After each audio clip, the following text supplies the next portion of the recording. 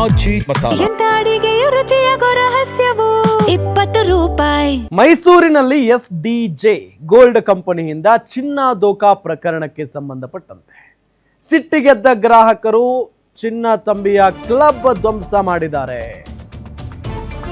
SDJ gold company ಚಿನ್ನ ದೋಖಾ ಪ್ರಕರಣಕ್ಕೆ ಸಂಬಂಧಪಟ್ಟಂತೆ ಸಿಟ್ಟಿಗೆದ್ದಂತ ಗ್ರಾಹಕರು ಚಿನ್ನ ತಂಬಿಯ ಕ್ಲಬ್ ಧ್ವಂಸ ಮಾಡಿದ್ದಾರೆ.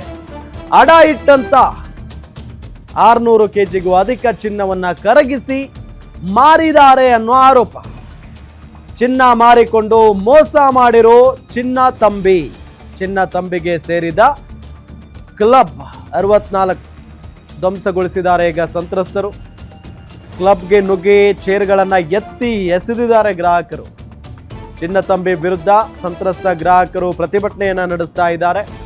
ನಮ್ಮ ಚಿನ್ನ ನಮಗೆ ಕೊಡಿಸಿ ಅಂತ ಹೇಳ್ತಾ ಇದ್ದಾರೆ ಗ್ರಾಹಕರು. ಗಲಾಟೆ ಮಾಡ್ತಾ ಇದ್ದಾರೆ. ಗಲಾಟೆ ಹೆಚ್ಚಾಗ್ತಾ ಇದ್ದಂತೆ ಸುದ್ದಿಗೋಷ್ಠಿಯನ್ನ ನಡೆಸಿದ್ದಾರೆ ಶಾಸಕ ಶ್ರೀವತ್ಸ. ತಕ್ಷಣ ಪ್ರಕರಣವನ್ನ SITಗೆ ವಹಿಸುವಂತೆ ಒತ್ತಾಯವನ್ನ ಮಾಡಿರೋದು.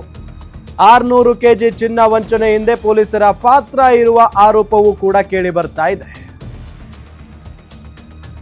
ಏನಿದು ಗೋಲ್ಡ್ ದೋಖಾ ಪ್ರಕರಣ? ಹಾಗಾದ್ರೆ ಮೈಸೂರಿನ SDJ ಗೋಲ್ಡ್ ಕಂಪನಿಯಲ್ಲಿ ಚಿನ್ನವನ್ನ ಅಡ ಇಟ್ಟಿದ್ರು ಜನ. DGF ಗೋಲ್ಡ್ ಅಂಡ್ ಧನಗಣಪತಿ ಫೈನಾನ್ಸ್ ಮುಖೇನ ಚಿನ್ನ ಮಾರಿದ್ದಾರೆ ಅನ್ನೋ ಆರೋಪ ಕೇಳಿ ಬರ್ತಾ ಇದೆ.